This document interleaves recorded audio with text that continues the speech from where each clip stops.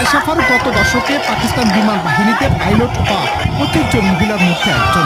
Squadron leader Ayesha Faruk পাকিস্তানের প্রথম নারী যুদ্ধ বিমান চালক হিসেবে ইতিহাসের পাতায় জায়গা করে নিয়েছেন। 2013 সালে তিনি প্রথম নারী হিসেবে পাকিস্তানের বিমান বাহিনীর যুদ্ধ বিমান চালানোর অনুমতি লাভ করেন। পাকিস্তানের পাঞ্জাব প্রদেশের বাওয়ালপুর শহরে জন্ম নেয়া আয়েশা বাবাকে হারিয়েছেন ছোটবেলায়। বিধবা মায়ের অক্লান্ত শ্রম সাধনায় বেড়ে উঠেছেন তিনি। ছোট থেকে আয়েশা ছিলেন অথম্য সাহসী, আত্মবিশ্বাসী আর স্বপ্নবাজ। তার মা তাকে সবসময় সামনে এগিয়ে যাওয়ার অনুপ্রেরণা দিয়েছেন বলে জানা গেছে। পাকিস্তানের বিমান বাহিনীতে নারীদের অন্তর্ভুক্তি শুরু হয় 2003 সালে, কিন্তু আয়েশা ফারুক প্রথম নারী যিনি যুদ্ধের জন্য প্রস্তুত যুদ্ধ বিমান চালানোর যোগ্যতা অর্জন। আয়েশা ফারুক গত দশকে পাকিস্তান বিমান বাহিনীতে পাইলট হওয়া 25 জন মহিলার মধ্যে একজন।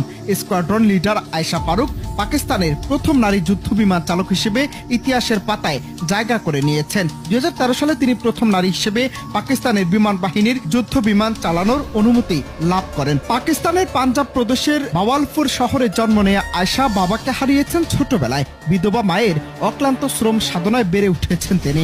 ছোট থেকে আয়েশা ছিলেন অথম্য সাহসী, আত্মবিশ্বাসী আর স্বপ্নবাজ। তার মা তাকে সবসময় সামনে এগিয়ে যাওয়ার অনুপ্রেরণা দিয়েছেন বলে জানা গেছে। পাকিস্তানের বিমান বাহিনীতে নারীদের অন্তর্ভুক্তি শুরু হয় 2003 সালে, কিন্তু আয়েশা ফারুক প্রথম নারী যিনি যুদ্ধের জন্য প্রস্তুত যুদ্ধ বিমান চালানোর যোগ্যতা